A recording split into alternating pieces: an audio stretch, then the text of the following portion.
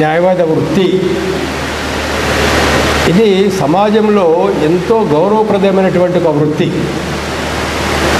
చాలా బాధ్యత కలిగినటువంటి ఒక వృత్తి. ఎందుకంటే మన చేతులలోనే అనేక మంది యొక్క జీవితాలు ముడిపడి ఉన్నాయి. మనం చేసేటటువంటి హార్డ్ వర్క్ వల్ల, కృషి వల్ల, చాకచక్యం వల్ల, లీగల్ నాలెడ్జ్ వల్ల, అబండెంట్ కామన్ సెన్స్ వల్ల ఎంతోమందిని అమాయకులను మనం రక్షించుకోవడానికి అవకాశం ఉంటుంది. లేదా చేసిన చిన్న చిన్న పొరపాట్ల వల్ల వాళ్లకు లైఫ్ పడితే పాపం వాళ్ళ జీవితాలన్నీ కూడా అధ్వాన్నమైపోయే పరిస్థితి ఉంటుంది.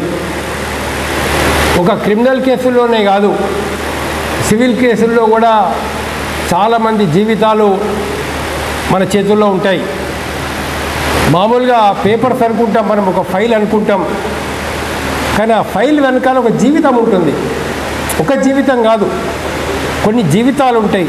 అంటే ఆ కుటుంబంతో ముడిపడ్డటువంటి ఒక జీవితాలన్నీ కూడా దానివల్ల గురి అవుతాయి, దానివల్ల ప్రభావితం అవుతాయి, మంచి ఫలితానికి కానీ చెడు ఫలితానికి కానీ. కాబట్టి ఏంటంటే ఇటు న్యాయవాదుల మీద, మళ్ళీ అటు న్యాయమూర్తుల మీద ఎంతో గురుతరమైన బాధ్యత ఉంది. ఆ రెస్పాన్సిబిలిటీని మనం గుర్తించాలా. అంటే మన ప్రొఫెషన్ యొక్క గొప్పతనాన్ని, మనకు వచ్చినటువంటి అవకాశాన్ని, దాని ప్రాధాన్యతను ఫస్ట్ మనం గుర్తించాల్సిన అవసరం ఉందన్నట్టు. ఇప్పుడు ఇటీవల కాలంలో చాలామంది న్యాయమూర్తులు అంటే ప్రాక్టీస్ లేకుండానే అపాయింట్మెంట్ అయి వస్తున్న సందర్భంగా చాలా వరకు న్యాయవాదుల యొక్క ప్రాక్టికల్ ఇబ్బందులు మనకు తెలియకపోవడం వల్ల, లేదా ప్రొసీజరల్ ఆస్పెక్ట్లో ఓ పర్ఫెక్షన్ లేకపోవడం వల్ల కూడా మనకు చాలా ఇబ్బందులు కలుగుతున్నాయి. ఒకటి ఇన్సఫిషియెంట్, అంటే వాళ్ళకు సరి అయినటువంటి పరిజ్ఞానం లేకపోవడం వల్ల, రెండవది ఓపిక లేకపోవడం వల్ల, మూడవది ఈరోజు జ్యుడిషియరీలో అన్నిటికంటే పెద్ద సమస్య మనం ఎదురవుతున్నది ఏంటంటే ఒక రకంగా అవినీతి. కింది నుంచి పై దాకా లేదా పై నుంచి కింది దాకా వస్తున్నటువంటి ఒక అవినీతి, ఆ పక్షపాత ధోరణి, ఇది ఏమైపోయిందనంటే జ్యుడిషియరీ మీదనే నమ్మకం పోయేటటువంటి ఒక పరిస్థితులు ఏర్పడుతున్నాయి. పెండెన్సీ ఒక కారణం, రెండవది ఈ పక్షపాత ధోరణి ఒక కారణం. ఇప్పుడు సుప్రీంకోర్టు జడ్జి వరకు వెళ్ళినటువంటి స్థాయి కలిగినటువంటి న్యాయమూర్తులు అత్యున్నత స్థాయిలో ఉన్నవాళ్ళు, చీఫ్ జస్టిస్ ఆఫ్ ఇండియాగా చేసినటువంటి వాళ్ళు. ఇది అంతకంటే పెద్ద పోస్ట్ ఏముంటుంది చెప్పండి? న్యాయ కోవిధులకు వెళ్ళి వచ్చిన వాళ్ళు, జ్యుడిషియరీకి వెళ్ళి వచ్చినటువంటి వాళ్ళు, మన ప్రొఫెషన్కి వెళ్ళి వెళ్ళినటువంటి వాళ్లకు చీఫ్ జస్టిస్ ఆఫ్ ఇండియా కంటే కూడా పెద్ద పోస్ట్ ఏదైనా ఉంటుందా? ఏముండదు. కానీ ఆయన కొన్ని తీర్పులు చెప్పడము, రిటైర్మెంట్ తర్వాత ఒక రాష్ట్రానికి గవర్నర్ కావడం, లేదా రాజ్యసభ మెంబర్ కావడం, లేదా యూనివర్సిటీకి ఆయన వైస్ ఛాన్సలర్ కావడం, రిటైర్మెంట్ తర్వాత పదవుల కోసం ఆశపడ్డం మరి ఏం తెలియజేస్తుంది? పెద్ద పెద్ద వాళ్ళ కేసుల్లో, చాలా ప్రభావితం కలిగినటువంటి వాళ్ళ కేసుల్లో, కేంద్ర మంత్రుల కేసుల్లో ఏవో కొన్ని తీర్పులు వస్తాయి. వచ్చిన నెల రోజులకే ఆయన ఒక రాష్ట్రానికి గవర్నర్ అయిపోతున్నాడు అని అంటే మరి వాళ్ళ జ్యుడిషియరీ మీద ప్రజలకు నమ్మకం కలుగుతుందా? లేదా ఈ జడ్జీలు తమ కర్తవ్యాన్ని, తమ ధర్మాన్ని, తమ చేసిన ప్రమాణానికి కట్టుబడకుండా భవిష్యత్తులో తమకు దొరికే లాభాలను దృష్టిలో పెట్టుకొని తీర్పులు చెప్పారు అనే భావన ప్రజలకు కలుగుతుందా? ఇక్కడ ఉంది చాలా పెద్ద డిఫెక్ట్. ఇంకొక ప్రధానమైనటువంటి డిఫెక్ట్ మన దగ్గర ఏం జరుగుతుందనంటే, రాజకీయ పక్షాల వాళ్ళు అధికారంలోకి వచ్చిన తర్వాత తమ సిద్ధాంతాలకు తమ భావాలకు అనుకూలంగా ఉన్నవాళ్ళని లేదా తమకు భవిష్యత్తులో అనుకూలంగా ఉంటారు అనుకున్నటువంటి వాళ్ళ పేర్లు జడ్జీలు కావడానికి రికమెండేషన్స్ చేయడం,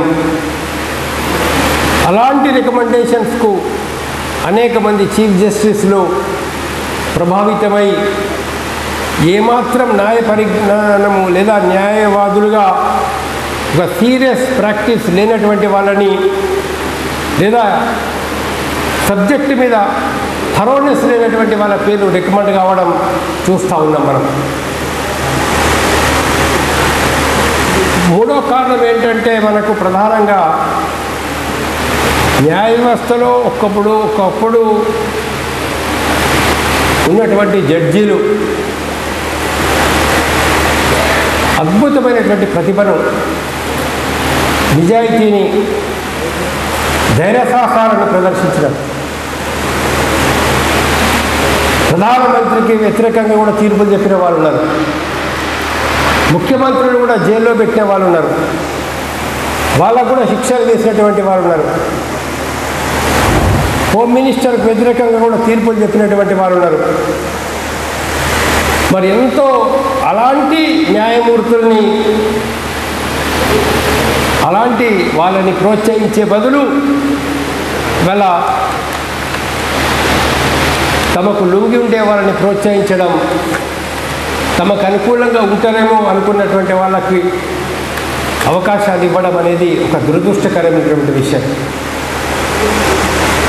దీని ప్రభావం అన్నిటి మీద కూడా పడుతుంది. ప్రతి తీర్పు మీద పడుతుంది, ప్రతి అటిట్యూడ్ మీద పడుతుంది. కాబట్టి ఉన్నతమైన కోర్టులో ఉన్నటువంటి వాళ్ళు, సుప్రీంకోర్టు స్థాయికి చేరుకున్నటువంటి వాళ్ళు, హైకోర్టు చీఫ్ జస్టిస్ స్థాయికి చేరుకున్నటువంటి వాళ్ళు, ఏంటి మీ జీవిత ఆశయం? ఇంకా ఏమనుకుంటున్నారు? ఇంకా ఏం సాధించాలనుకుంటున్నారు? ఇంకా ఏం సంపాదించాలనుకుంటున్నారు? సరిపోలేదా ఇంత స్థాయికి వచ్చిన తర్వాత? మరి ఇప్పటికైనా మనం రాజ్యాంగానికి కట్టుబడి ఉందాము, ఇప్పటికైనా మనం దేశం గురించి, ప్రజల గురించి, ఒక న్యాయ వ్యవస్థ గురించి ధైర్యంగా మనం తీర్పులు చెప్దాము అనేది ఇవాళ వాళ్ళు గుర్తించాల్సిన అవసరం ఉందన్నది. జడ్జికి కావాల్సింది ధైర్యం, జడ్జికి కావాల్సింది నిజాయితీ, జడ్జికి కావాల్సింది సమదృష్టి, ఈక్వల్ ట్రీట్మెంట్. అదే సమయంలో జడ్జికి కావాల్సింది కన్సిడరేషన్ కూడా. పేదవాళ్ళు వచ్చినప్పుడు, అత్యంత పేదవాళ్ళు వచ్చినప్పుడు, జెన్యున్ కేసులు తమ దగ్గరికి వచ్చినప్పుడు, జెన్యున్ కేసుల్లో కూడా ఆర్డర్స్ ఇవ్వకపోవడం, జెన్యున్ కేసుల్లో కూడా ఏతుందో పక్కన పెట్టడం, వాయిదాలు వేయడం, రోజుల తరబడి వాయిదాలు వేయడం. ఒక్కొక్క బెయిల్ పిటిషన్ 3 నెలలు, ఒక నెల రోజులు వాయిదాలు వేస్తే హైకోర్టులో కానీ సుప్రీంకోర్టులో కానీ అసలేంటి న్యాయం జరిగినట్ల.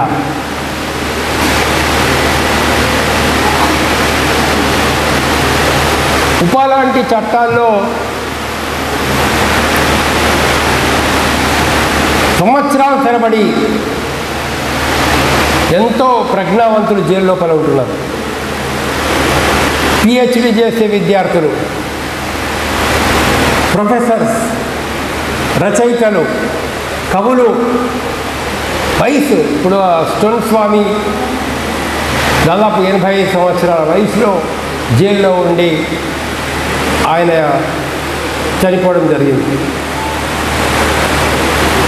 సాయిబాబా, ప్రొఫెసర్ సాయిబాబా 80%, 90% అంగవైకల్యంతో ఉన్నటువంటి సాయిబాబా ఆయనకు బెయిల్ నిరాకరించి దాదాపు 7-8 ఏళ్ళు జైల్లో ఉన్న తర్వాత ట్రయల్ కంప్లీట్ అయ్యి నిర్దోషి అని చెప్తే మరి 8 ఏళ్ళు ఆయన జీవితం ఏమైపోయింది? పాపం బయటకు వచ్చిన తర్వాత అనేక కారణాల వల్ల ఆయన చనిపోవడం జరిగింది. సో ఏం జరుగుతుంది సమాజంలో? ఇక్కడ నా అభిప్రాయం ఏంటంటే,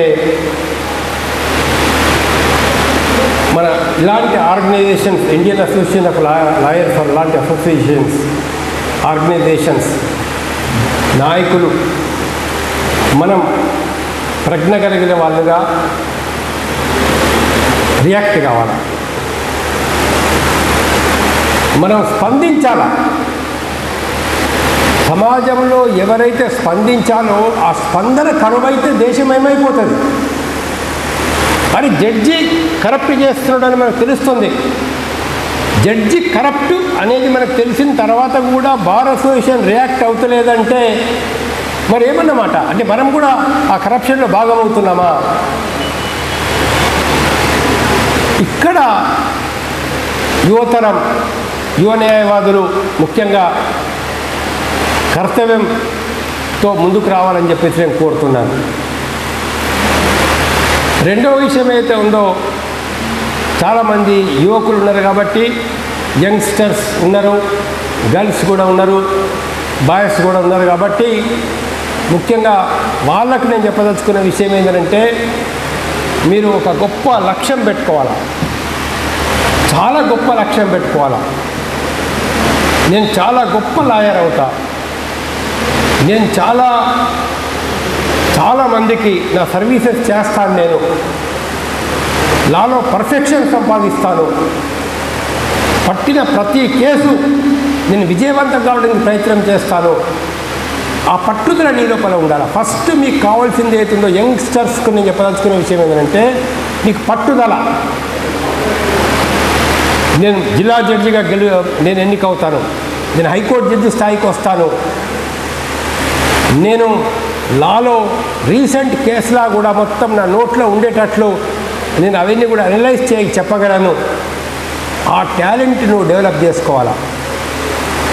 ఎవరైతే జూనియర్ అడ్వకేట్స్ రోజుకు 2 గంటలు స్టడీ మీద కేంద్రీకరిస్తారో, కేసుల మీద కేంద్రీకరిస్తారో, లీగల్ సబ్జెక్టును అనలిటికల్గా, క్రిటికల్గా స్టడీ చేయడానికి వాళ్ళు పూనుకుంటారో, వాళ్ళు తప్పనిసరి జీవితంలో సక్సెస్ పొందుతారు. సో కావాల్సింది అది, గొప్ప లక్ష్యం పెట్టుకోవాలా. ఆ లక్ష్యం ఏతుందో మనం నెరవేర్చడానికి ప్రయత్నం చేయాలి. బెయిల్ పిటిషన్ పట్టుకున్నాం అంటే కంపల్సరీ దానిలో మనకు ఆర్డర్ రావాలా. ఒకసారి ఏం జరిగిందనంటే, 78 మంది ఆదివాసీల మీద ఫాల్స్ కేస్, ఒక డకైటీ కేసు పెట్టారు. ఒక మనీ లెండర్ వాళ్ళ దగ్గర గోల్డ్ తాకట్టు పెట్టుకొని సంవత్సరాల తరబడి వాళ్ళ చేత వడ్డీ డబ్బులు కట్టించుకుంటూ ఉన్నాడు. వీళ్ళందరూ ఆదివాసీలందరూ కూడా ఆదిలాబాద్ డిస్టిక్లో దాదాపు ఒక 100 మంది 200 మంది వెళ్ళి ఆ వడ్డీ వ్యాపారస్తుని దగ్గరికి వెళ్ళి, అయ్యా ఇప్పుడైనా మాకు లెక్కలు చెప్పండి, 10 ఏళ్ళ నుంచి వడ్డీ కడుతున్నాం, మరేంటి మా పరిస్థితి, మా డబ్బులు లెక్క చేసి డబ్బులు తీసుకొని మా ఆభరణాలు మాకు ఇచ్చేసేయండి అంటే, ఆ గుంపును మొత్తం చూసి ఆయన వడ్డీ వ్యాపారి పారిపోయాడు ఇంట్లో నుంచి. They went in the morning and waited till evening, and after 5 PM అవుతుందో వాళ్ళ మదర్ తీసుకొచ్చి ఆ గల్లా పెట్టే ముందర పెడితే ఎవరి ఐటెం వాళ్ళు తీసుకున్నారు. ఎవరి ఐటెం వాళ్ళు తీసుకొని వెళ్ళిపోయిన తర్వాత dacoity case was registered against them. 78 పర్సన్స్ను వాళ్ళు రిమాండ్ పంపిస్తే వీళ్ళు పాపం పొరపాటున ఒక న్యాయవాదిని పెట్టుకున్నారు. ఈ న్యాయవాది ఆల్రెడీ ఆ షౌకార్కి సంబంధించినటువంటి న్యాయవాది.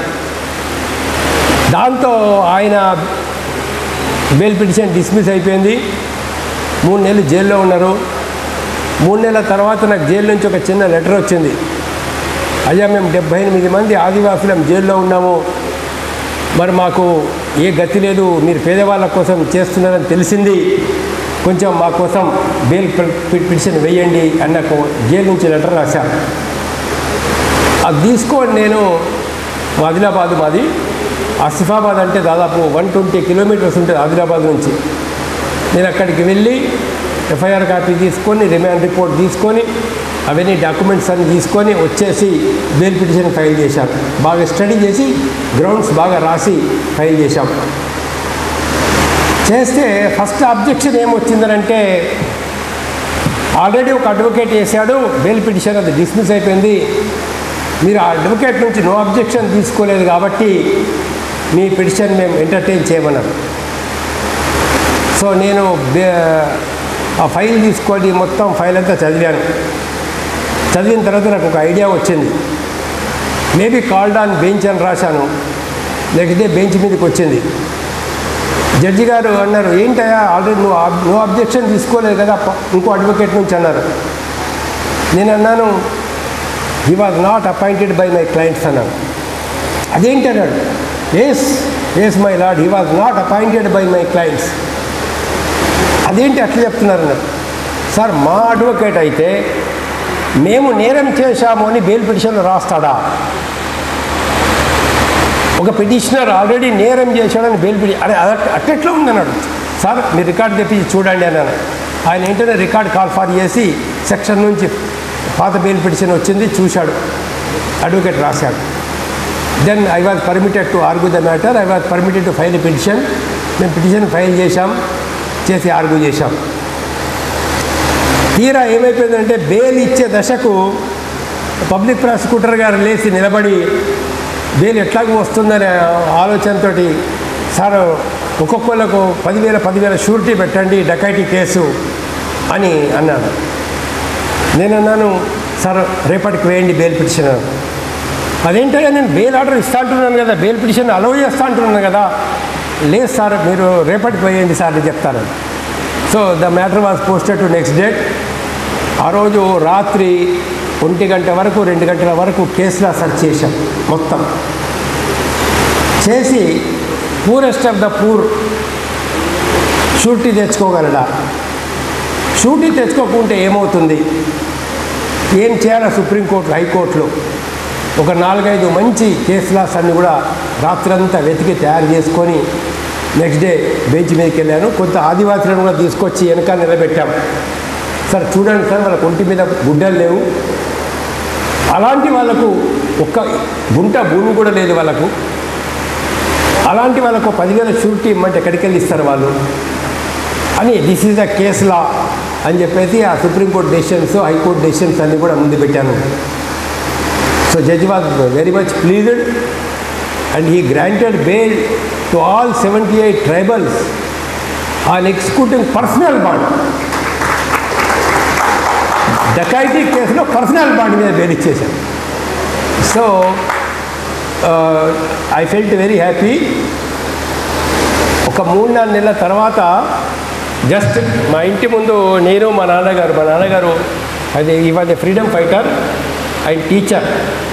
జస్ట్ ఇట్లా మా ఇంటి ముందు కూర్చున్నాము. ఒక 4-5 ఆదివాసీలు వచ్చారు, ట్రైబల్స్, గోండోలు కులామోళ్ళు వాళ్ళు వచ్చారు.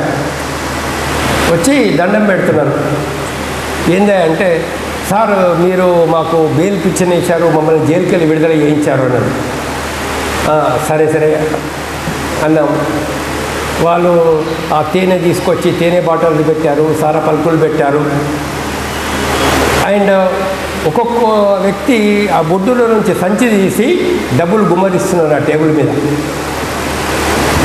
ఏంటయ్యా ఇదంటే, 3 నెలలు అయిపోయింది అప్పటికి. సార్ మీరు మాకు బెయిల్ ఇప్పించారు కదా, మీకు ఫీజు ఇవ్వాలని. నేనేం మీకు ఫీజు ఏం ఫిక్స్ చేయలేదు కదా, మీకు ఎంత ఇవ్వాలి అని చెప్పలేదు కదా అంటే, సార్ మేము మీ రుణం ఉంచుకోం, మాకు ఎంత చాతనైతే అంత ఇస్తాం అని చెప్పేసి ఒక 10 మంది ట్రైబల్స్ వాళ్ళ నడుముకున్నటువంటి బ్యాగులు తీసి డబ్బులు కుమ్మరిస్తే ఆ రోజు కౌంట్ చేస్తే that was in 1980 I believe. 78లో నేను లాయర్ అయ్యాను, 79, 80లో ఈ బెయిల్ వచ్చింది. అందరూ డబ్బులు కుమ్మరిచ్చి ఆ రోజు కౌంట్ చేస్తే 3,800 రూపాయలు వచ్చినాయి. 3,800 రూపాయలు వస్తే తీసుకెళ్ళి మా నాన్నగారి చేతి లోపల పెట్టేసి దండం పెట్టాను. ఆయన లోపలికి వెళ్ళి మరొక 3,800 తీసుకొచ్చి దానిలో కలిపి, అరే నీకు లైబ్రరీ లేదు, ఫస్ట్ నువ్వు లైబ్రరీ కొనుక్కో అని చెప్పేసి నాకు ఇవ్వడం జరిగింది. సో ఏంటంటే ప్రొఫెషన్లో మనం హ్యాపీగా ఉండడమే కాదు, మన క్లయింట్ ముఖం మీద హ్యాపీనెస్ ఉందా లేదా.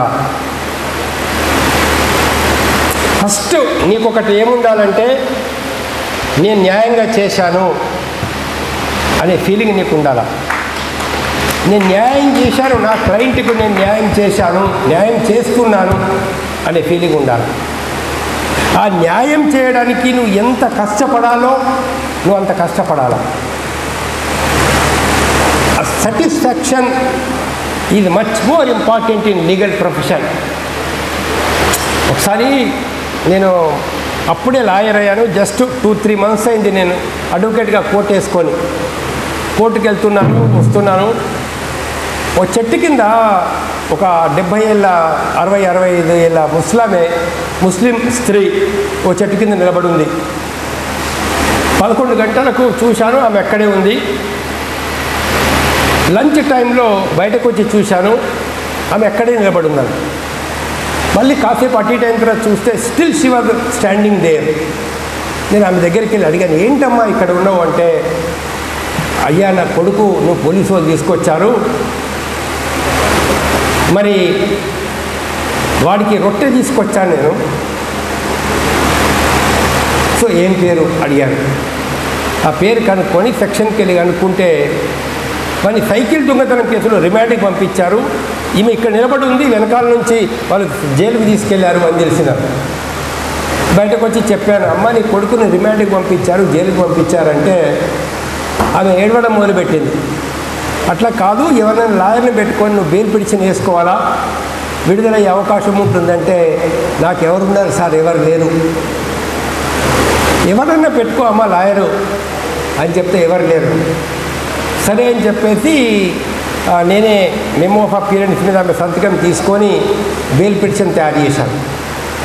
బెయిల్ పిటిషన్ తయారు చేసి ఎఫ్ఐఆర్ అంతా చదివి, రిమాండ్ రిపోర్ట్ అంతా చదివి, ఆ పిల్లవాడిది 19 years అని చెప్పేసి రాయడం జరిగింది.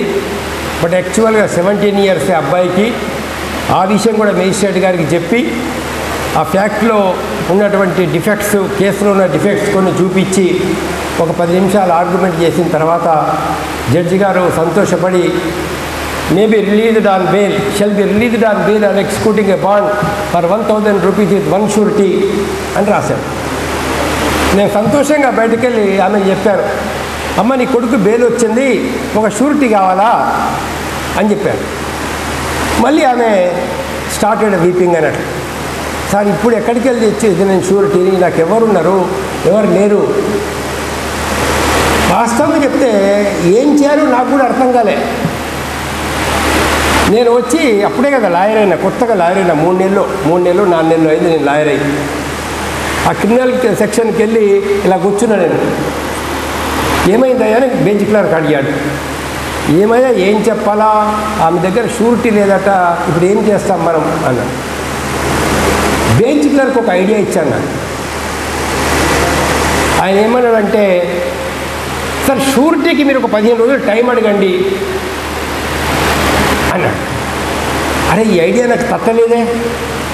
నేను చెప్పేది ఏంటంటే, మీరు కొలీగ్స్తో డిస్కస్ చేసినా, మీరు సీనియర్తో డిస్కస్ చేసినా, మీరు ఈవెన్ క్లయింట్తో డిస్కస్ చేసినా, మామూలుగా కోర్టులో పనిచేసే క్లర్కులతో డిస్కస్ చేసినా కూడా మీకు కొన్ని ఐడియాస్ వస్తాయి.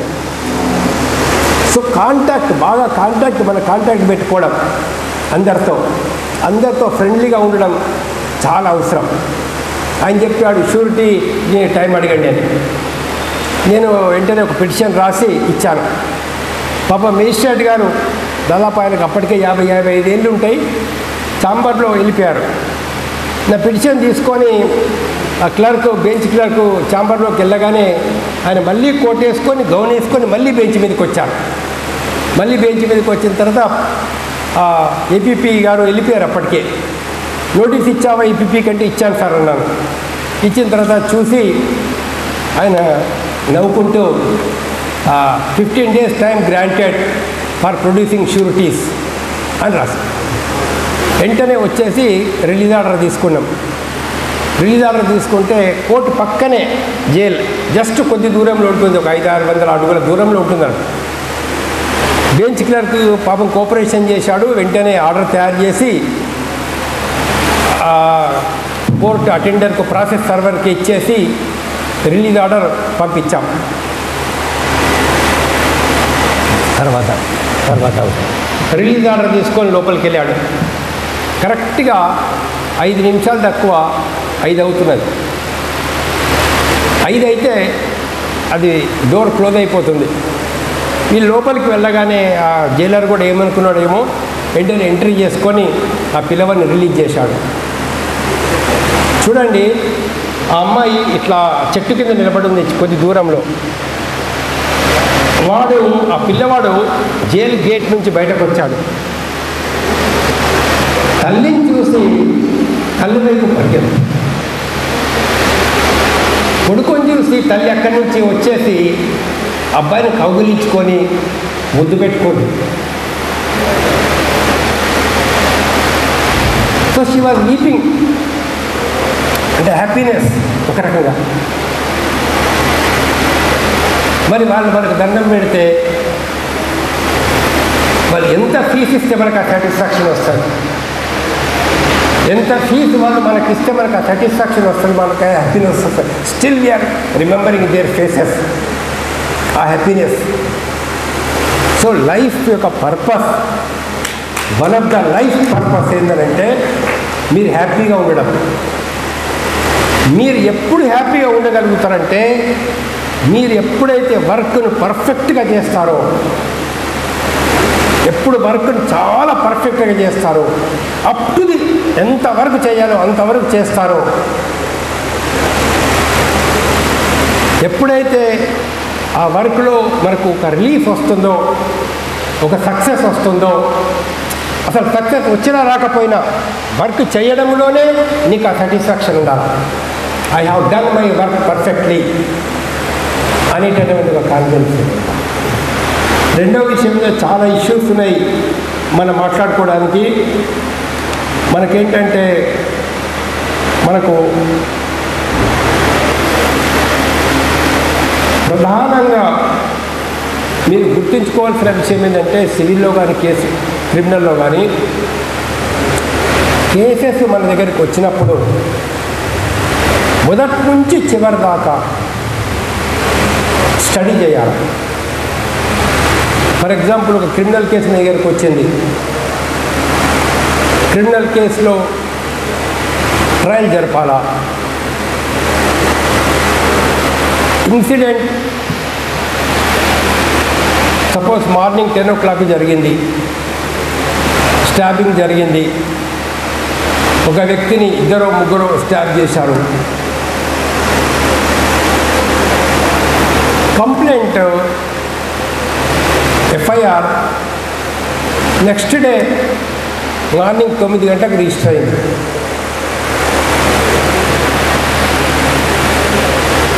ఆబ్వియస్గా డిలే ఉందని కనబడుతుంది. లేదా యాక్చువల్ ఫ్యాక్ట్స్ కనుక చూస్తే వాస్తవంగా దాడి చేసింది 4 ABCD, కానీ సీడీలను తీసేసి ఇంకో 2 కలిపారు. యాక్చువల్ ఎక్కిదురు 2 తీసేసి ఇంకో 2 కలిపారు. అక్కడ లేని సాక్షిని ఒకరిని తీసుకొచ్చి ఒక 2 తీసుకొచ్చి సాక్షులుగా చూపించారు. మరి ఇది ఎట్లా మనం బయటకు తీసుకురావాలా, ఏం చేయాలా అంటే మీరు ప్రొసీజర్తో థరో కనుక ఉంటే డిలే ఇన్ ఎఫ్ఐఆర్ మీద కేసుగా కూడా ఫ్యాబ్రికేషన్ చేయడానికి ఎక్కడ ఛాన్సెస్ ఉన్నాయి. సో డిలే ఎట్లా నువ్వు ప్రూఫ్ చేస్తావు? సింపుల్గా పోలీస్ స్టేషన్ ఎంత దూరంలో ఉంది, ట్రాన్స్పోర్ట్ ఫెసిలిటీ ఏముంది, మీ దగ్గర మోటార్ సైకిల్ ఉన్నదా, ఆటోలు నడుస్తాయా, బసెస్ ఉన్నాయా, ఒక 10 కిలోమీటర్ల దూరంలో పోలీస్ స్టేషన్ ఉంది, గంటలో పోవచ్చు కదా, నువ్వు అరగంటలో చేరుకోవచ్చు కదా పోలీస్ స్టేషన్కు. సో అతడు అరగంటలో చేరుకోగలడు పోలీస్ స్టేషన్కు. అనేది రికార్డు మీద తీసుకురావాలి. ట్రాన్స్పోర్ట్ ఫెసిలిటీ ఉంది అనేది తీసుకురావాలి. సెల్ ఫోన్స్ ఉన్నాయా లేవా, సెల్ ఫోన్స్ ద్వారా కమ్యూనికేషన్ చేయొచ్చు, సెల్ ఫోన్స్ ఉన్నాయి వీళ్ళకు. కంప్లైంట్ చదువుకున్నవాడా చదువుకోలేదా, చదువుకున్నవాడు. సో ఈ ఆల్ సర్కమాస్టెన్సెస్ను మనం తీసుకురావాలి.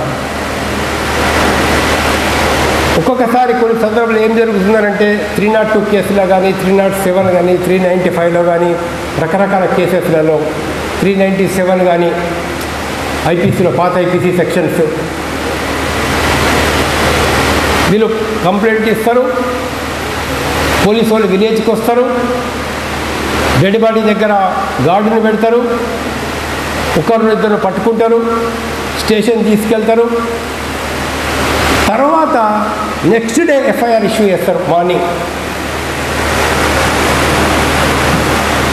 మనం క్రాస్ ఎగ్జామినేషన్ చేసేటప్పుడు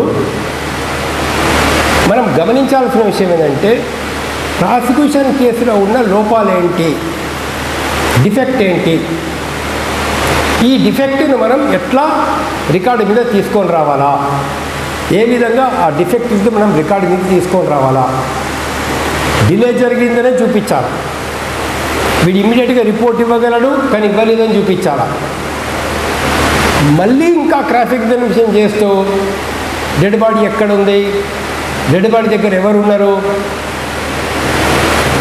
అంటే ఒక్కళ్ళన్నా ఇద్దరైనా విట్నెస్లు ఏమని చెప్తారంటే పోలీస్ కానిస్టేబుల్ కూడా డెడ్ బాడీ దగ్గర ఉన్నాడు అని చెప్తాడు. ఏ టైంలో ఉన్నాడు డెడ్ బాడీ దగ్గర, సార్ సాయంత్రం 3 గంటలకే వచ్చాడు పోలీసు వాళ్ళు. సో నువ్వు ఏం ప్రూఫ్ చేయొచ్చు, ఎఫ్ఐఆర్ కంటే ముందే పోలీసు వాళ్ళు విలేజ్కి వచ్చారు, ఎఫ్ఐఆర్ కంటే మొదలే పోలీస్ ఇన్వెస్టిగేషన్ ప్రారంభమైంది. ఈ కేసులో ఎఫ్ఐఆర్ పోతుంది, 161 పోతుంది. సో ఏ ప్రొవిజన్ మనం ఉపయోగించుకోవాలా అనేది బాగా తెలివితేటలతో కూడుకున్నటువంటి ఒక విషయమే. So common sense most important thing ఏదైతుందో కామన్ సెన్స్ అవసరం. Time, place, time and place. ఈ టైంకు అక్యూజ్డ్ ఎక్కడున్నాడు, ఈ టైంకు విట్నెస్ ఎక్కడున్నాడు, ఈ టైంకు కంప్లైనెంట్ ఎక్కడున్నారు, ఈ టైంకు పోలీసు వాళ్ళు ఎక్కడున్నారు, టైం అండ్ ప్లేస్. వాస్తవంగా జరిగింది ఏంటిది, పోలీస్ రికార్డు ఏంటిది. వాస్తవంగా జరిగిన దాన్ని పోలీస్ రికార్డుకు డిఫరెన్స్ కనుక ఉన్నట్లయితే, కాంట్రడిక్షన్ కనుక ఉన్నట్లయితే ఆ కాంట్రడిక్షన్స్ను, ఆ ఒమిషన్స్ను మనం రంగం మీద తీసుకురావాలి.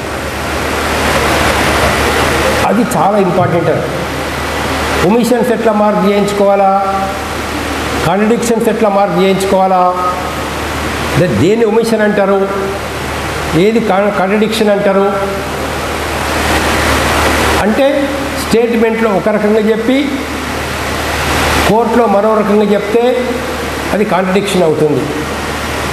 స్టేట్మెంట్లో కత్తితో పొడిచాడని చెప్పి కోర్టులో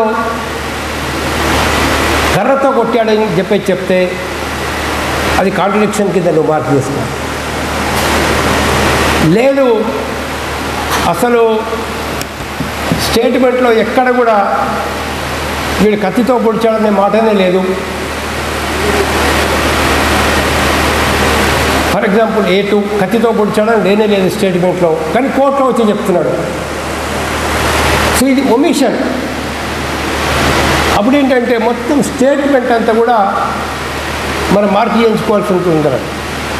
సో జడ్జిలకు కూడా చెప్పాలి ఒమిషన్ ఎట్లా మార్క్ చేయాలా, కాంట్రడిక్షన్ ఎట్లా మార్క్ చేయాలా, ఏది ఎట్లా మార్క్ చేసుకోవాలా. ఇది పర్ఫెక్ట్గా మనం చేయాల్సి ఉంటుంది, పర్ఫెక్ట్గా చేయాల్సి ఉంటుంది.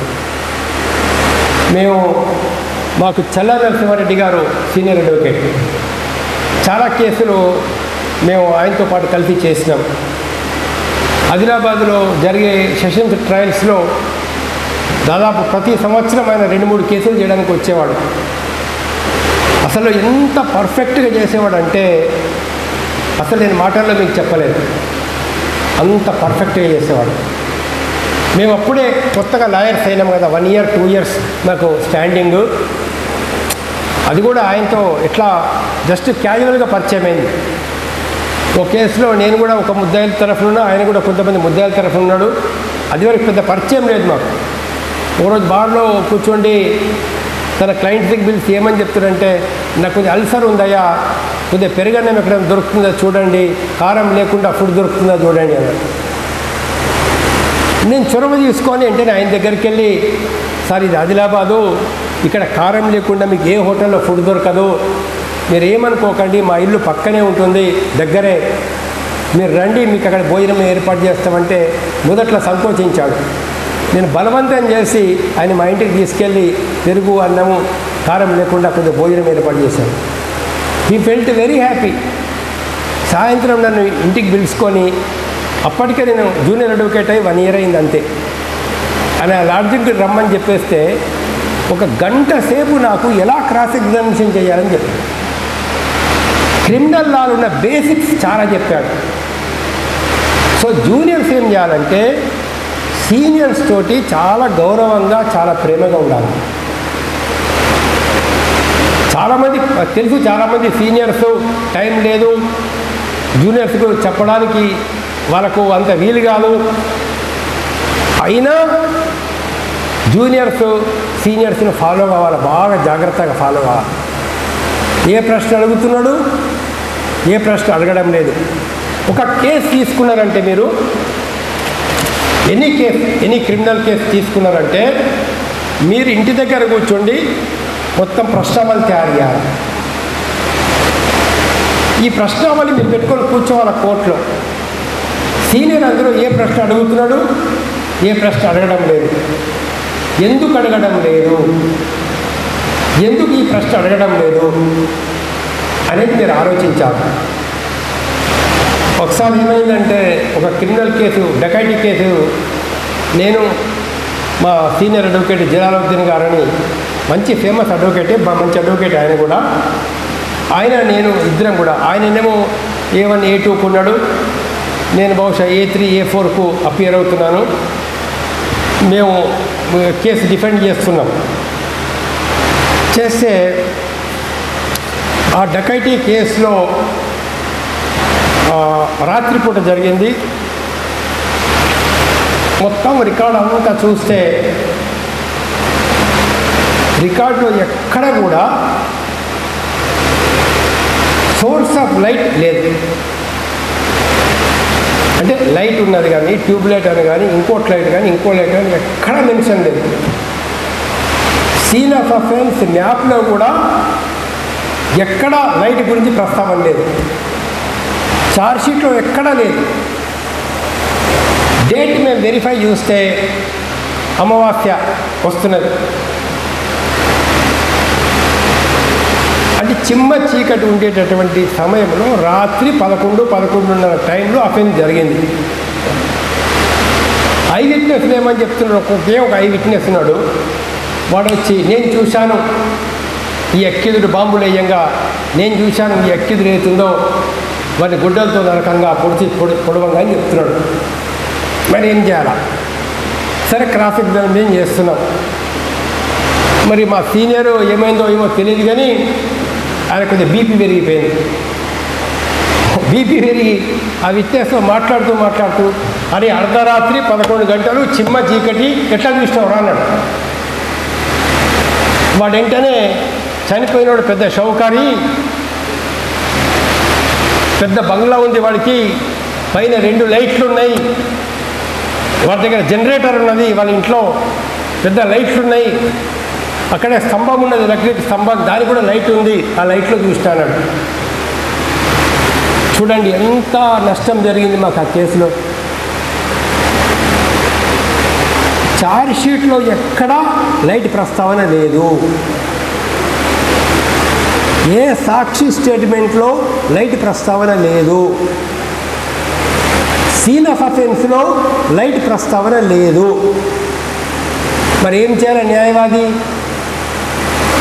చాలా జాగ్రత్త పడాలా. న్యాయవాది అంటే గుండె ఆపరేషన్ చేసే డాక్టర్ ఎట్లనో క్రాస్ ఎగ్జామినేషన్ చేసే న్యాయవాది అట్లా. గుండె ఆపరేషన్ చేసే డాక్టర్ ఎంత జాగ్రత్తగా ఉండాలో క్రాస్ ఎగ్జామినేషన్ చేసే లాయర్ అంత జాగ్రత్తగా ఉండాలా. ఎక్కడ కొయ్యాలా, ఎంతవరకు కొయ్యాలా, ఎక్కడ రక్తం కారనివ్వాలా, ఎక్కడ రక్తం ఆపాలా, బ్రెయిన్ ఆపరేషన్ చేసి ఇంత జాగ్రత్తలో క్రిమినల్లో ట్రయల్ చేసే లాయర్ అంత జాగ్రత్తగా ఉండాలి. ఈ కేసులో లైట్ సోర్స్ లేనే లేదు. సో నేను ఎట్టి పరిస్థితుల్లోనూ లైట్ విషయం ప్రస్తావించద్దు.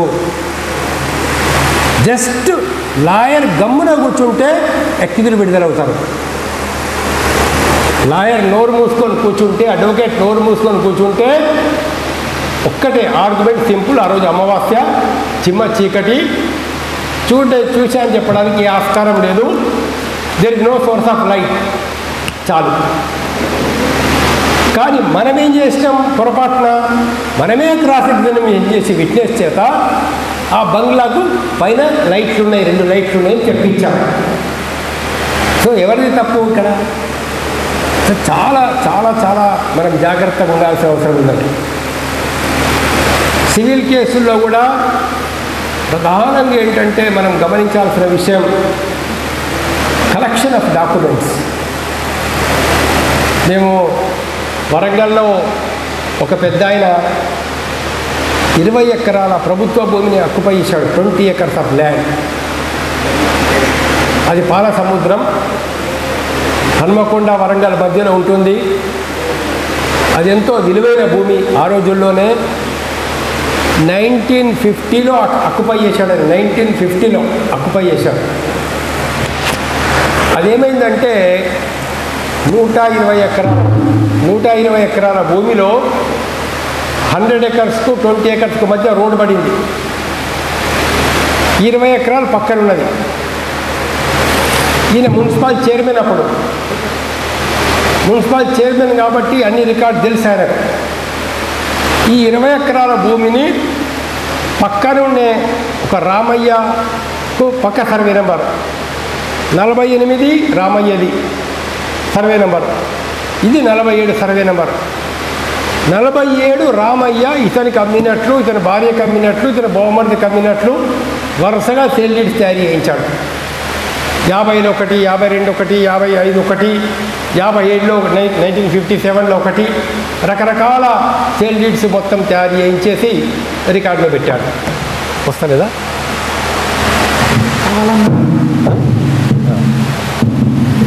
రకరకాల సేల్ డీడ్ తయారు చేయించి పెట్టాడు. భూమిని అక్కుపై చేసుకున్నాడు. చుట్టూ కాంపౌండ్ వాళ్ళు కట్టేశాడు. కొన్ని షెడ్లు కట్టించాడు. మున్సిపల్ చైర్మన్ కాబట్టి దానికి నంబర్స్ ఇచ్చేశాడు, మున్సిపల్ నంబర్లు. కట్టుకోవడానికి పర్మిషన్ ఇచ్చినట్లు మున్సిపాలిటీ యొక్క పర్మిషన్ ఇచ్చేశాడు. అన్ని డాక్యుమెంట్ తయారు చేశాడు. ఆ సేల్ డీడ్ నుంచి మళ్ళీ ఇంకా ఉప సేల్ డీడ్స్ తయారు చేయించాడు.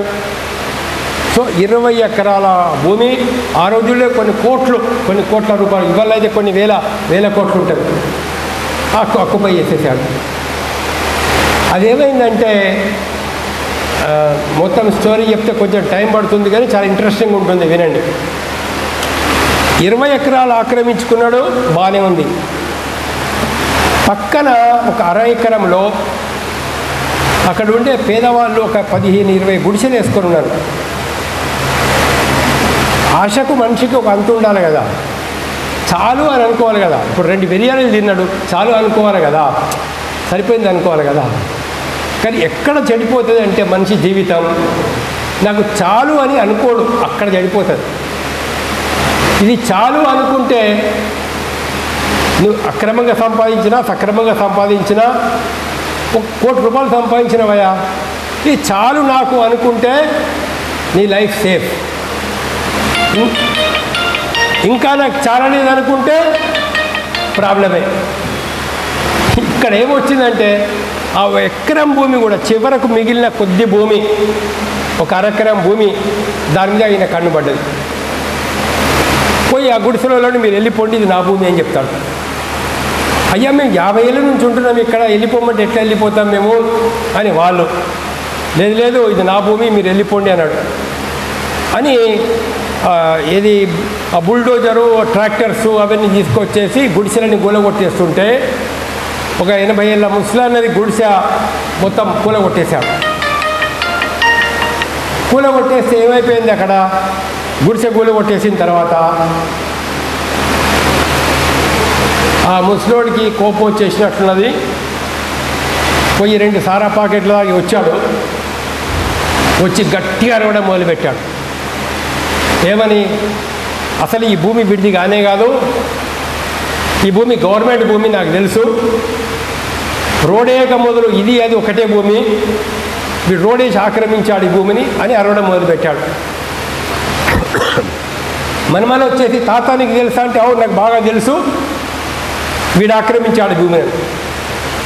అందులో చదువుకున్న పిల్లలు 2-3 ఏం చేశారంటే, ఇదేదో ఈ చెప్పేది ముస్లాయిని చెప్పేది కరెక్ట్ ఉందని అనుకొని వెంటనే ఒక పిటిషన్ రాసి కలెక్టర్ గారికి ఇచ్చారు. అప్పుడు మాధవరావు గారు ఐఏఎస్, ఆయన మంచి కలెక్టర్, ఆయన కొద్దిగా నిజాయితీ ఉన్నవాడు, ఆయన కలెక్టర్గా ఉన్నాడు వరంగల్కి. ఆయన వెంటనే ఆ పిటిషన్ తీసుకొని ల్యాండ్ రికార్డ్ ఆఫీస్ నుంచి రికార్డు తెప్పించి ఈ మొత్తం ఈ సర్వే నెంబర్ ఎంత, దీని ఎక్స్టెంట్ ఎంత, రోడ్డుకి ఇటువైపు ఉన్నది అటువైపు ఉన్నది ఏంటిది అని ప్రేఫైస్ అండ్ సాటిస్ఫాక్షన్ అయిపోయి ఆర్డీఓకి పిలిచి తహసీల్దార్ పిలిచి ఎలక్షన్ నోటీసులు ఇప్పించాడు. ఈయన ఇన్ఫ్లుయెన్స్ చేస్తే ఆ కలెక్టర్ గారు ఏం లొంగే పరిస్థితి లేదు. అప్పటికే బహుశా ఆయన ఎమ్మెల్యే మళ్ళీ మినిస్టర్ కూడా అయినాడు. అప్పుడు ఆయన ఏం చేశాడంటే సివిల్ కోర్టులో సివిల్ దావా వేశాడు. ఈలోగా కలెక్టర్ గారు ట్రాన్స్ఫర్ అయిపోయింది. దాదాపు 5-6 సంవత్సరాలు కేసు పెండింగ్లో ఉంది, ఏమీ జరగలేదు, స్టేటస్ కో జరుగుతూ ఉంది. 85-86లో ఆ కేసును సీనియర్ సివిల్ జడ్జి గారు జడ్జిమెంట్ కోసం వేశారు. జడ్జిమెంట్ కోసం వేశారని ఈ పెద్ద మనకి తెలిసింది. తెలిసి ఏమనుకున్నాడంటే, అరే జడ్జి గారు నాకు వ్యతిరేకంగా తీర్పు చెప్తే 20 ఎకరాల భూమి, ఇంత కాస్ట్లీ భూమి పోతుంది, కాబట్టి ఏం చేయాలా ఆలోచించి వాళ్ళ ద్వారా వీళ్ళ ద్వారా తెలుసుకుంటే జడ్జి గారు ఓకే తీసుకోవచ్చు అప్పుడప్పుడు అని తెలిసి ఒక బ్యాగులో 5 లక్షల రూపాయలు పెట్టుకొని డైరెక్ట్ జడ్జి గారి దగ్గరికి పోయాడు ఫోన్ చేసి. అది ఇది మాట్లాడి 5 lakhs జడ్జి గారికి ఇచ్చేసి, ఆ జడ్జి గారు కూడా తలకాయ ఊపి మంచిదే నేను చేస్తాను అని చెప్పాడు. చెప్పి మరి పంపించేస్తే బాగుండేది. పెద్ద మనిషి, ఒక మినిస్టర్ లెవెల్లో ఉన్న వ్యక్తి మా ఇంటికి వచ్చాడు, 5 లక్షలు ఇచ్చాడు కదా, ఏదో సాటిస్ఫై చేద్దామని అటెండర్స్ని పిలిచి అయ్యా సార్కు ఛాయ్ టిఫిన్ ఇవ్వన్నాడు. వాళ్ళు అటెండర్స్ వచ్చారు, ఛాయ్ టిఫిన్ ఇస్తున్నారు, వాళ్ళు కూడా అక్కడే ఉన్నారు, వీళ్ళు మాట్లాడేది మాటలు విన్నారు. ఆ అటెండర్ అందులో ఎవడంటే ఈ గుడిసెల వల్ల పిల్లడు, ఈ గుడిసెల వల్ల పిల్లడు. వాడు ఎంత పరిగెత్తుకు వచ్చేసి వీళ్ళకి చెప్పాడు, మనకు పోయింది మన కేసు, ఆ జడ్జి గారు డబ్బులు తీసుకున్నారు, ఇందులో మనకు వ్యతిరేకంగా తీర్పు వస్తుందని. వాళ్ళందరూ ఆలోచించి మీ ఇండియన్ అసోసియేషన్ ఆఫ్ లాయర్స్ లాంటి ఒక సంస్థ దగ్గరికి వెళ్ళి ఆ లాయర్ పెద్ద మనుషులను కలుసుకొని ఇట్లా జరుగుతుంది సార్ అని చెప్పి, ఆయన ఎవరో బాగా ఆలోచించి పాపం పేదవాళ్ళకి హెల్ప్ చేద్దామని రియాక్ట్ అయిపోయి ఒక పేజీ నిండా టెలిగ్రామ్ తయారు చేసి చీఫ్ జస్టిస్ ఆఫ్ హైకోర్టుకు పంపించాడు. పేజీ నిండా అన్ని ఫ్యాక్ట్స్ చెప్పుకుంటూ. అప్పుడు చీఫ్ జస్టిస్ గారు కూడా మరి ఏ మూడ్లో, మంచి మూడ్లో ఉన్నట్టున్నాడు. వెంటనే 2 వేరే సీనియర్ జడ్జిలను పిలిచి మాట్లాడుకొని దీని మీద వెంటనే చర్య తీసుకోవాల్సిందే అని చెప్పేసి రిజిస్ట్రార్ గారిని కారు తీసుకొని పోవాయి అని చెప్పాడు. రిజిస్ట్రార్ గారు కారు తీసుకొని వెంటనే వరంగల్కి వచ్చేసి ఆ మొత్తం రిజిస్టర్స్ అన్నీ కూడా ఆ కేసు రికార్డు మొత్తం తీసుకొని హైదరాబాద్ వెళ్ళిపోయాడు. ఎట్లా చెప్తాడు జడ్జి గారు తీర్పు చెప్పడం లేదు, రికార్డు మొత్తం హైకోర్టుకు పోయింది. అప్పుడు కలెక్టర్ గారు మళ్ళీ దానిలో జోక్యం చేసుకొని ఇది సివిల్ కేసు కాదు, ఇది ల్యాండ్ గ్రాబింగ్ కేసు కిందకి వస్తుంది అని ల్యాండ్ గ్రాబింగ్ కేసు కింద కోర్టులో కేసు వేశాడు. ఈ కేసు చెల్లదు అని ఆయన హైకోర్టులో రిట్ వేశాడు. రిట్ పోయింది. సుప్రీంకోర్టులో మళ్ళీ అప్పీల్ వేశాడు, ఎస్ఎల్పి, అది పోయింది. సుప్రీంకోర్టుకి ఏమన్నది ఈ కేసును, ఈ ల్యాండ్ గ్రాబింగ్ కేసును ఇదివరకున్న సివిల్ కేసును రెండు కలిపి మీరు ట్రయల్ చేయండి అని స్పెషల్ కోర్టుకు పంపించింది. స్పెషల్ కోర్టులో అప్పుడు జస్టిస్ గంగాధరరావు గారు ఆయన స్పెషల్ కోర్టు చైర్మన్గా ఉన్నాడు. లక్ష్మీనారాయణ ఐఏఎస్ ఆఫీసర్, ఆయన one of the revenue member ఉన్నాడు. ఇంకొక ఆయన జ్యుడిషియల్ మెంబర్ ఉన్నారు. ఇప్పుడు హైదరాబాద్కు వచ్చింది కేసు ల్యాండ్ గ్రాబింగ్ కోర్టుకు. ఆయన అక్కడ ఉండేటటువంటి పేదవాళ్ళు, గుడిసిన వాళ్ళు నా దగ్గరకు వచ్చి నన్ను లాయర్గా పెట్టుకున్నారు. వీళ్ళ తరపున నేను లాయర్ ఉన్నాను. చూస్తే ఫైల్ మొత్తం చూస్తే ఈ ల్యాండ్ గ్రాబర్ ఫైల్ చేసిన ఇన్ని డాక్యుమెంట్లు ఉన్నాయి.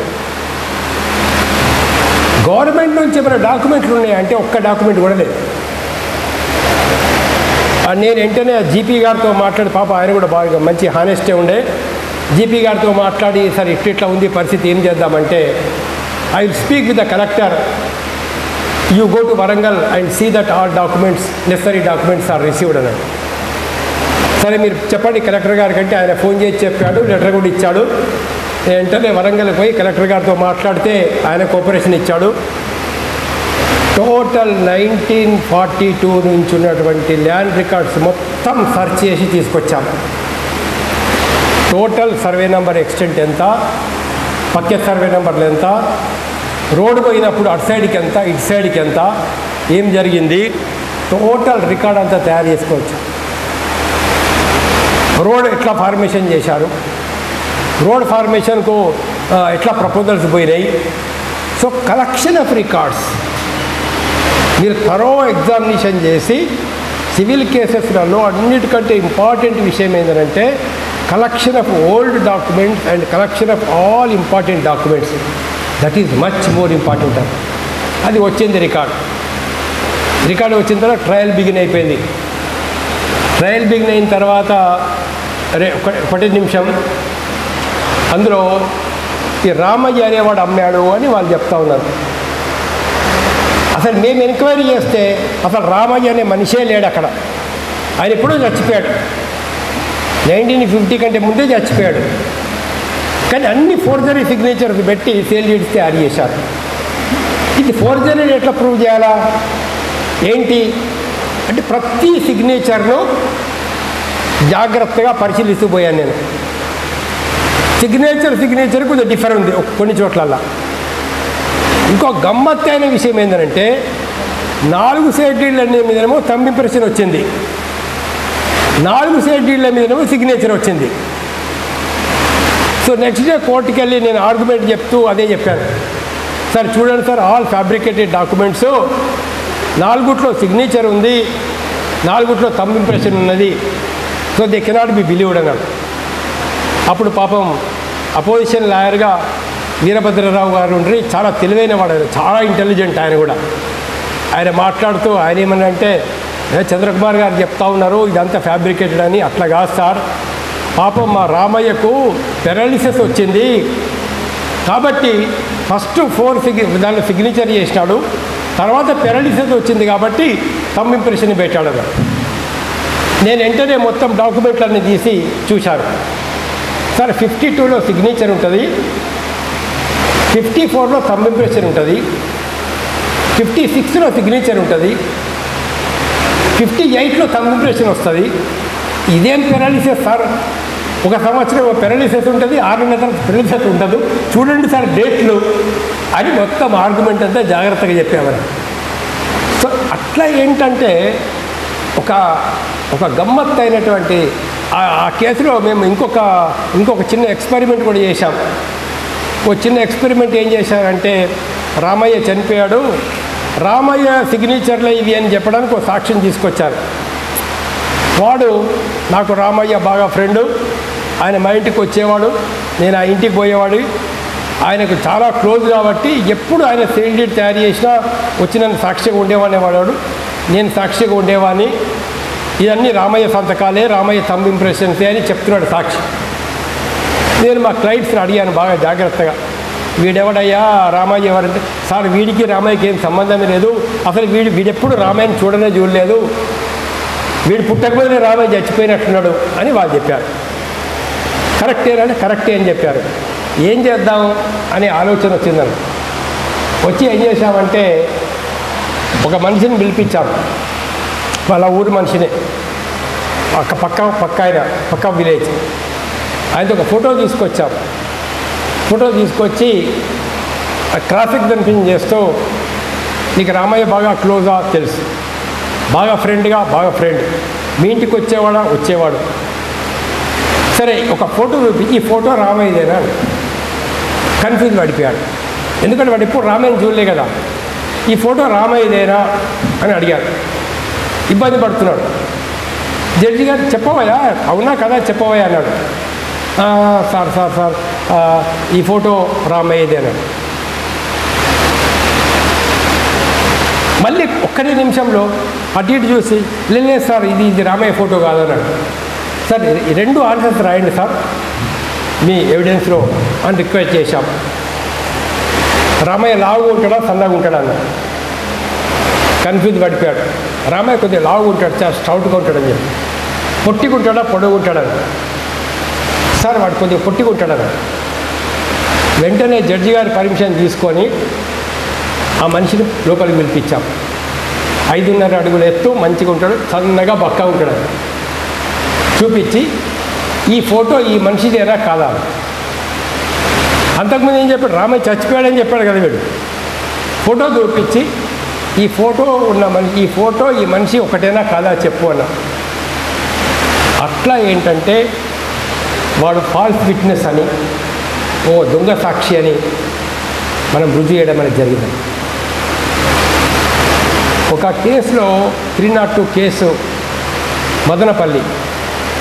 మదనపల్లిలో మేము డీల్ చేస్తున్నాం. ఆ కేసు 4 సాక్షులండి. కొడుకు, కూతురు, అల్లుడు, ఎదురుంగింటి ఆయన. కొడుకు, కూతురు, అల్లుడు, ఎదురుంగింటి ఆయన. 4 వచ్చి ఏమని చెప్పారు? డిసీజ్డ్ డోర్ ముందరికి వస్తే, వాళ్ళ ఇంటి గడప ముందు మెయిన్ రోడ్ దగ్గర అక్కడ గేట్ దగ్గరకు వస్తే ఈ 4 నేరస్తులు A1 to A4 వచ్చి A1 to A4 కత్తులతో పొడిచి చంపేశారు. 6:30కి జరిగిందండి ఇన్సిడెంట్. 7:30కి FIR, 8:30కి సీన్ ఆఫ్ అఫెన్స్ పంచనామా. ఏవి ఆలస్యం లేకుండా శవ panchanama, inquest report. Second day accused arrest. Investigation, total investigation 1 వీక్లో కంప్లీట్ కాదా. ఫైల్ మొత్తం చూస్తే ఎట్లుందంటే 4 సాక్షులు, 4 ఐ విట్నెస్లు, డిలే లేదు, ఏం లేదు. సాక్షులందరి పేర్లు FIRలో ఉన్నాయి, నేరస్తులందరి పేర్లు FIRలో ఉన్నాయి. ఏంటి, కంపల్సరీ శిక్ష పడుతుంది. ఇది కేసు.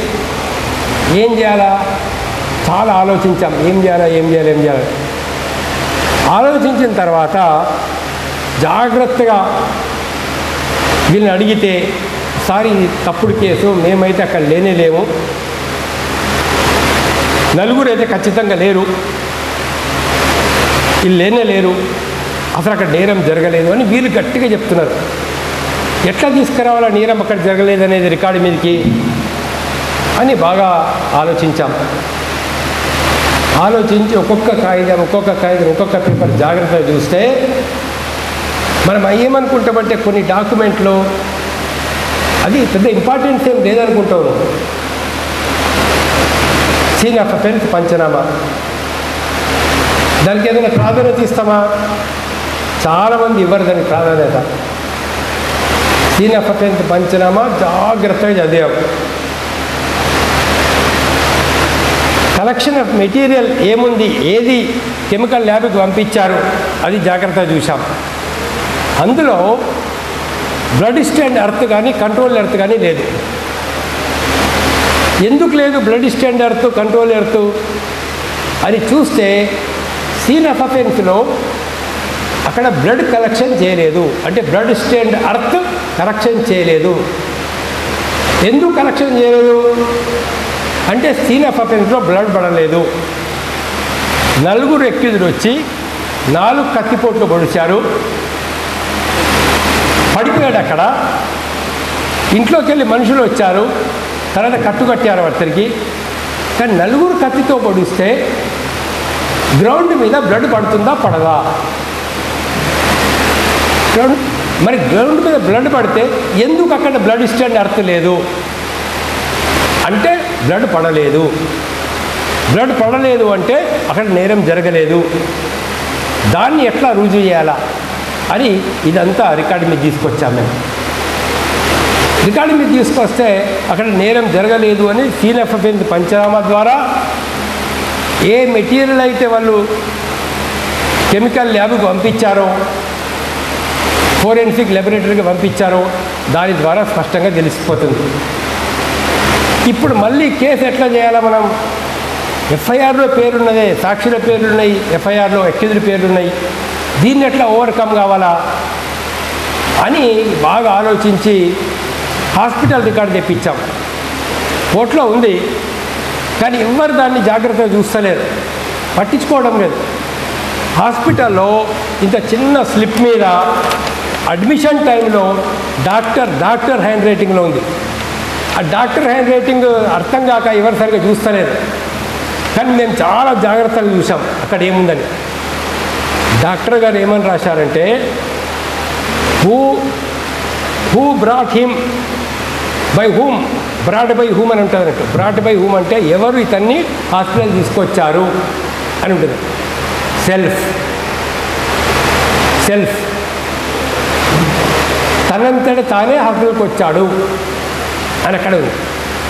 అని నలుగురు ఐ విట్నెస్లు, నలుగురు కొడుకు అల్లుడు అందరు ఉన్నప్పుడు సెల్ఫ్ ఎట్లా హాస్పిటల్కి వస్తాడు?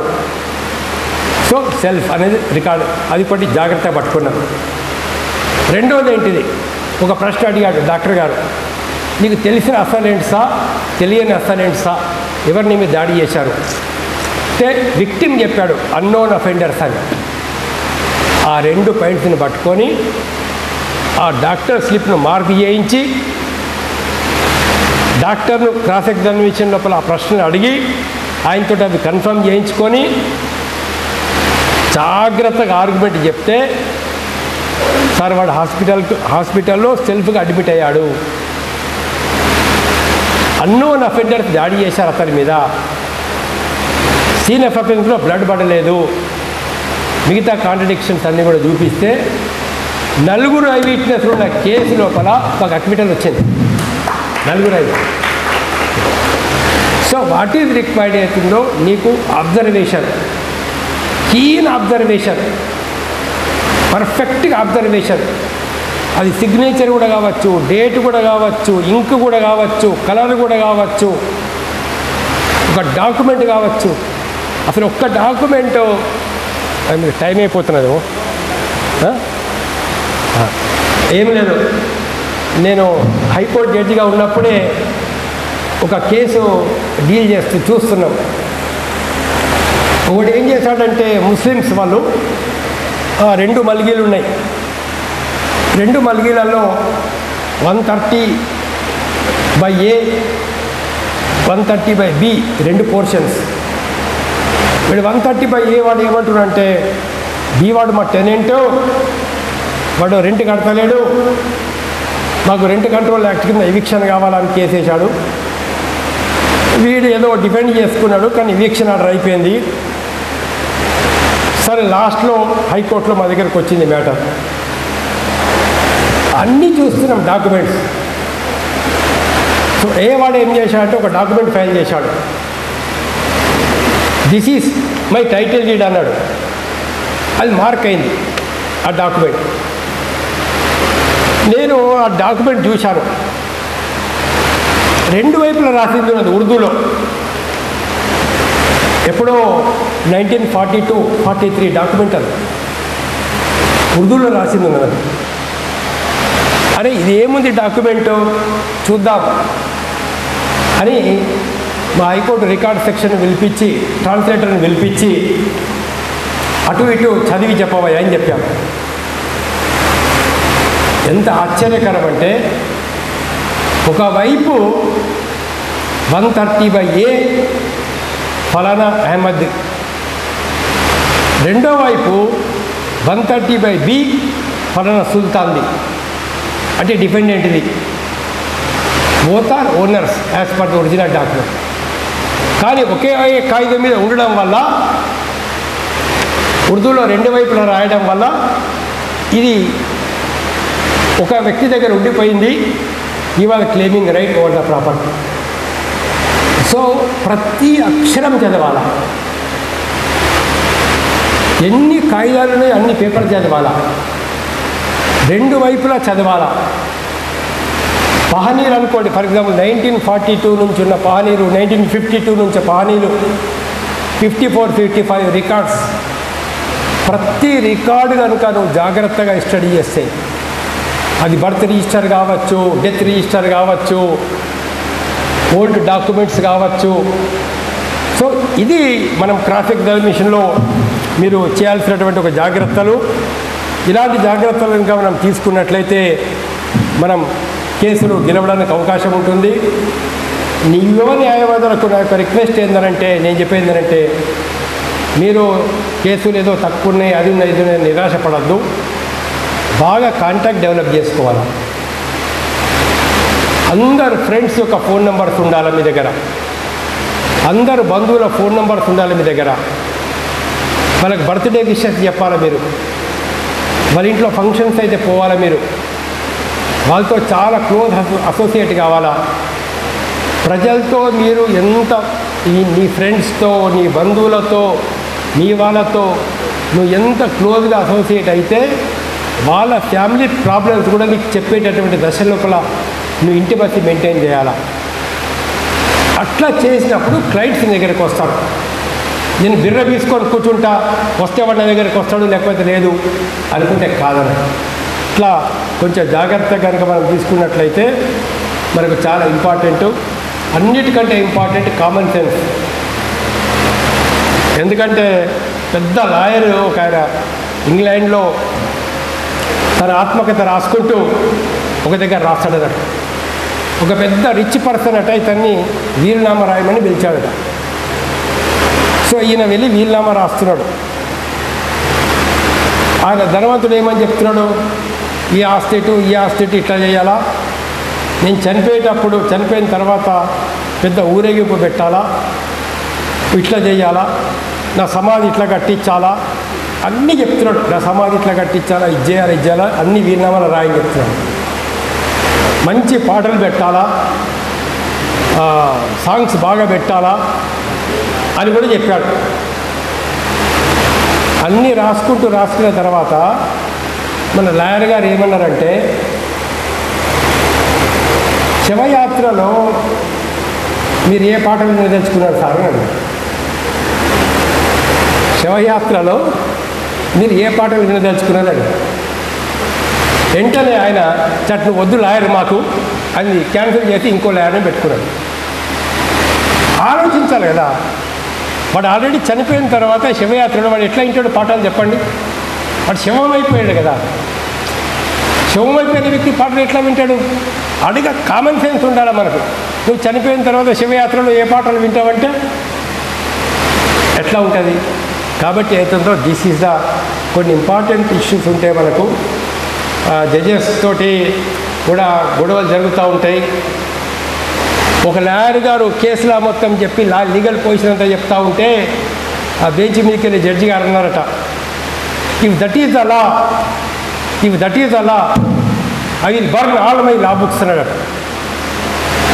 వెంటనే లాయర్ గారు నిలబడి బెటర్ యూ రీడ్ ఇట్ అన్నాడు. అట్లా ఉంటుంది పరిస్థితి.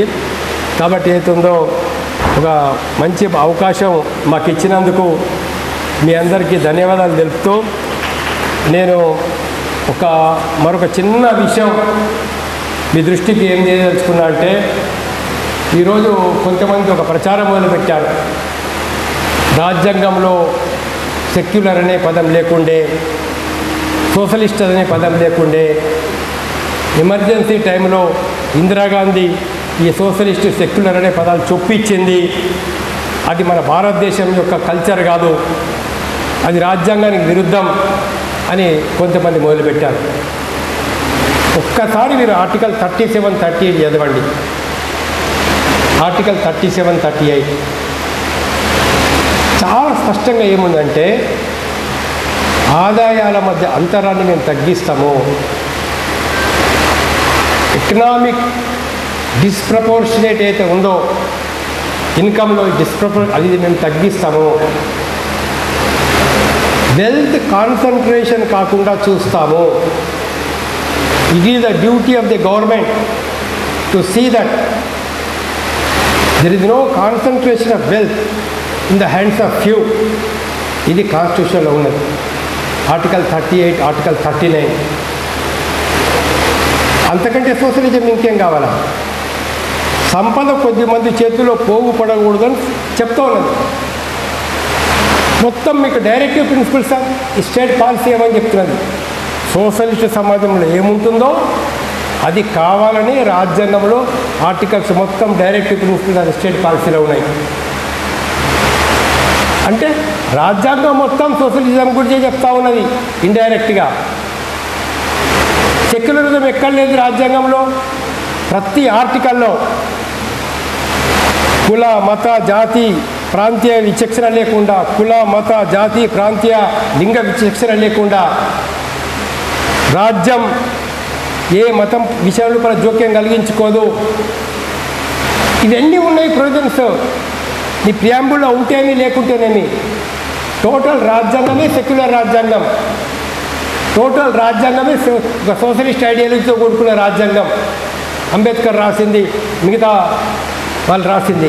ఇవి దృష్టిలో పెట్టుకోవాల్సిన అవసరం ఉంది. కాబట్టి చాలా విషయాలు కూడా మన న్యాయవాదులు రాజ్యాంగాన్ని రక్షించుకోవాల్సిన అవసరం ఉంది. రాజ్యాంగం యొక్క విలువల్ని రక్షించుకోవాల్సిన అవసరం ఉంది. డెమోక్రసీని కూడా కాపాడుకోవాల్సిన అవసరం ఉంది. ఎలక్షన్స్ కూడా ఫ్రీ అండ్ ఫెయిర్గా జరగడానికి కృషి చేయాల్సిన అవసరం ఉంది. ఎలక్షన్ కమిషన్ కూడా ఇవాళ ఒక ప్రభుత్వం చేతుల్లోనో కొంతమంది చేతుల్లోనో ఒక రకమైనటువంటి తొత్తులుగా మారకుండా చూసుకోవాల్సిన అవసరం ఉంది. So great responsibility life on lawyers. పెద్ద బాధ్యత ఉంది. ఏ దేశానికైనా ఫ్రీడమ్ వచ్చిందంటే అక్కడుండే లాయర్స్ చైతన్యవంతులైతేనే ఆ దేశంలో మంచి మార్పులు వచ్చినాయి.